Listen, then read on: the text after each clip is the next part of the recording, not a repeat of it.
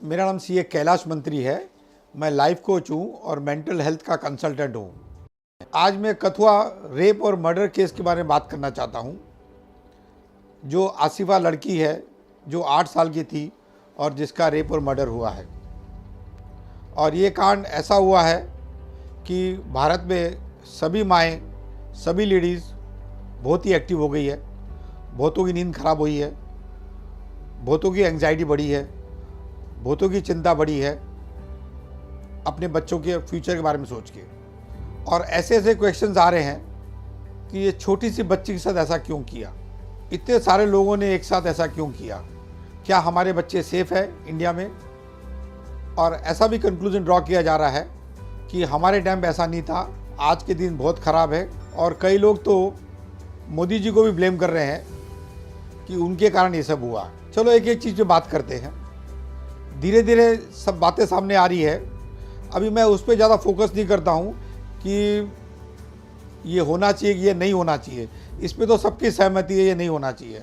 अब हम बात करते हैं कि पूरे इंडिया की लेडीज़ है और कुछ जेंट्स भी साथ में हैं जो इतने चिंतित हो गए हैं, इतने वरीड हैं और अपने बच्चों को इतना कॉशियस में रहना चाहते हैं कि शायद उनका फ्रीडम भी ख़त्म कर दें वो लोग।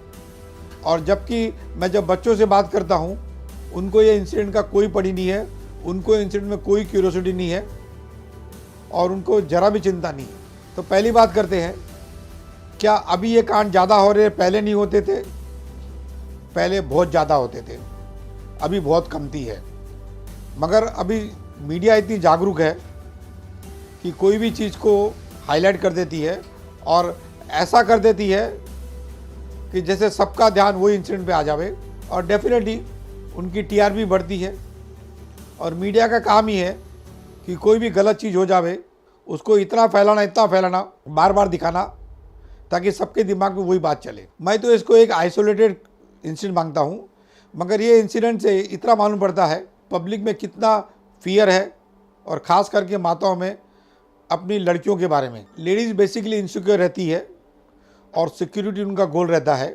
और अभी वो बहुत इनसिक्योर फील कर रही है, अपने बारे में कमती और अपने बच्चों के बारे में ज़्यादा। मगर कुछ भी कर लो, अगर ये चीज़ पे अगर ज़्यादा ध्यान देते हैं तो हम अपनी खाली लाइफ ख़राब करते हैं, नींदें ख़राब करते हैं। और ये बड़ा आइसोलेटेड इंसिडेंट अगर माने और इसको हम जितना जल्दी भूलें उतना हमारे लिए अच्छा है। ऐसा कांड नहीं होना चाहिए, एकदम राइट है। जिससे कि उसको बहुत बड़ी पनिशमेंट मिलनी चाहिए, ये भी सही है। मगर सब लोग का एक्सपेक्टेशन गवर्नमेंट से है कि लॉ ही ऐसा बनाओ कि ऐसा कुछ नहीं हो सके। मैं आपको बताऊं, इंडिया का इतना पॉपुलेशन है, इतने छोटे छोटे गांव हैं, लॉ के भरोसे अपन कुछ लॉ एंड ऑर्डर इंडिया में लाना बहुत ही मुश्किल काम है। और अगर पब्लिक जागरूक हो जावे तो ये ऐसी चीज़ें कमती हो जाएगी। मैं आपको बताना चाहता हूँ, आज भी इंडिया में अच्छे लोग की मात्रा बहुत ज़्यादा है और बुरे लोग की मात्रा बहुत कमती है। बुरे लोग 1% से कमती है और अच्छे लोग 99% है। हाँ, मगर एक मॉब की एक मेंटालिटी होती है कि जब 4-5 लोग मिल जाते हैं, एक ग्रुप बन जाता है, तो ग्रुप से ग्रुप कोई भी गलत काम कर सकता है। और ये ग्रुप की ताकत रहती है, ये ग्रुप की साइकोलॉजी रहती है। जब हम लोगों को बोलते हैं इतना डरने की ज़रूरत नहीं है, तो लोग बोलते हैं नहीं, अलर्ट तो रहना पड़ेगा, सावधान तो रहना पड़ेगा। मेरा तो एक ही बात, अगर ये बात अगर ज़्यादा दिमाग में चल रही है, हो सकता है हम ऐसी चीज़ को मोर अट्रैक्ट कर रहे हैं इंडिया के लिए। मेरा तो मानना है, न तो ज़्यादा अलर्ट होने की ज़रूरत है, न ज़्यादा सावधान होने की ज़रूरत है, थोड़े जिम्मेदार होने की ज़रूरत है और फोकस चेंज करने की ज़रूरत है, ध्यान हटाने की ज़रूरत। आज पिछले 5 दिन से मैं देख रहा हूँ सभी व्हाट्सएप ग्रुप में, सभी पेपर में, सभी टीवी में एक ही पॉइंट, एक ही एजेंडा पे बातचीत हो रही है। Kathua rape case, Asifa murder case. और रेपिस्ट को छोड़ना नहीं है, रेपिस्ट को सज़ा मिलनी चाहिए। मैंने एक और चीज़ देखी है, ये जैसे इंसिडेंट बाहर आया, जो लोग पहले डरते थे अपनी लाइफ में वो अपना डर एक्सप्रेस कर रहे हैं। जो लोग पहले गुस्से वाले थे अब वो ये इश्यू पे गुस्सा एक्सप्रेस कर रहे हैं। जो लोग पहले कॉशियस थे, प्रिकॉशंस करते थे, डिफेंसिव थे, वो लोग ये कर रहे हैं। जो लोग पहले चिंता करने की जिनकी आदत थी उनको एक और टॉपिक मिल गया चिंता करने के लिए। ये जितनी भी बातें चल रही है, लोगों के बारे में समझ आ रहा है कि लोगों के अंदर क्या भरा हुआ है। मेरे को याद आता है 5-6 साल पहले एक दिल्ली में भी बस में एक निर्भया लड़की के साथ में भी करीब करीब ऐसा इंसिडेंट हुआ था, और उस समय भी पूरा भारत जाग गया था और एक इशू पे सब यूनाइटेड थे, और सबकी चिंता, सबकी घबराहट, सबका गुस्सा, आक्रोश सब निकला था। और आज भी करीब करीब ऐसे दिन है जो पूरी इंडिया की लेडीज वरीड है और बहुत से गलत क्वेश्चंस कर रही है जिसका कोई आंसर नहीं है।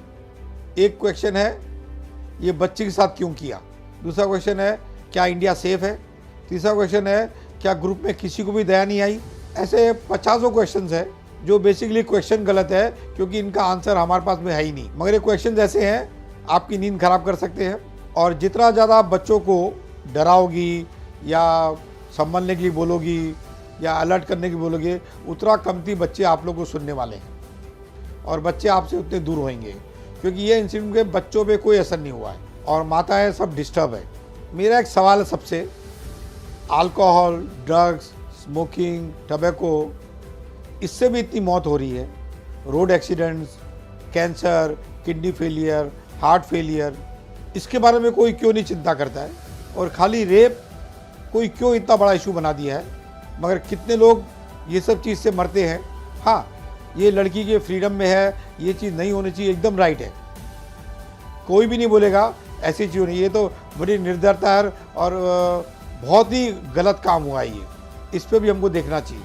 मैं एक चीज़ फिर बोलना चाहूँगा कि जो चीज़ आपके दिमाग में चल रही है, जो शब्द आपके मुंह से निकल रहे हैं, आप वो सब चीज़ को और ऐसी चीज़ होने के लिए, ऐसी घटना घटने के लिए हम क्रिएट कर रहे हैं।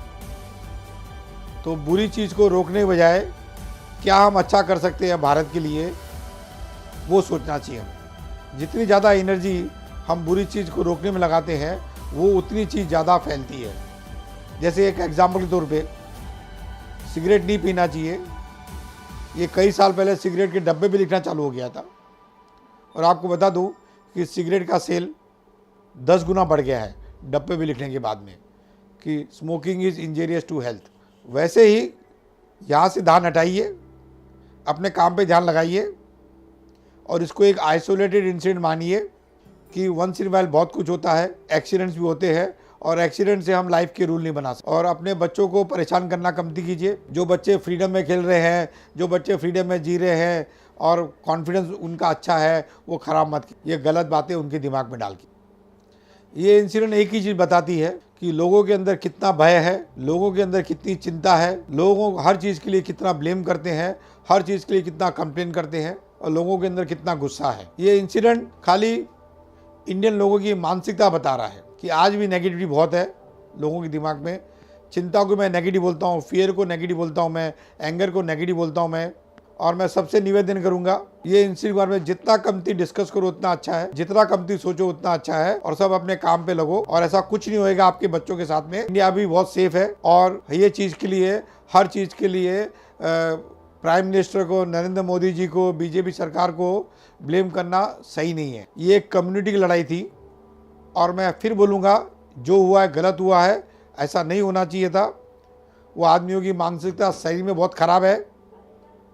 और एक चीज़ और बोलूँगा उनकी मानसिकता के बारे में, जिन्होंने भी ये किया है, कि उनके फैमिली रिलेशन बहुत ख़राब है, उनको अपने पेरेंट्स के लिए कोई रिस्पेक्ट नहीं है, उनको अपने पेरेंट्स के साथ में कोई लगाव नहीं है, और ऐसे लोग ही ये हद तक पहुँच सकते हैं कि उनको कोई करुणा नहीं आवे, कोई दया नहीं आवे, छोटे बच्चे की मासूमियत तक उनको दिखी नहीं ये काम करने के लिए। मेरा नाम सीए कैलाश मंत्री है, मैं मुंबई से हूँ, और लाइफ कोच और मेंटल हेल्थ का कंसल्टेंट।